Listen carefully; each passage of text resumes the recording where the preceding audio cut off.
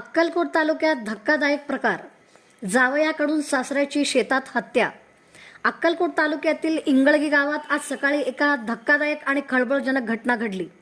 शेतात झालेल्या वादातून जावयाने सासऱ्यांवर धारधार शस्त्राने हल्ला करत त्यांची निर्घृण हत्या केली। या घटनेमुळे परिसरात भीतीचे आणि तणावाचे वातावरण निर्माण झाले आहे। मृत व्यक्तीचे नाव सिकंदर मुल्का शेख असे असून आरोपी जावयाचे नाव सादिक सैफन दफेदार असे आहे।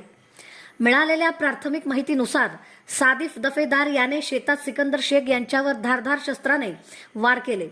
गंभीर जखमी झालेल्या सिकंदर शेख यांचा घटनास्थळीच मृत्यू झाला। हल्ल्यानंतर आरोपी सादिक दफेदार यांनी स्वतःवरही चाकूने वार करून आत्महत्येचा प्रयत्न केल्याची माहिती समोर आली आहे।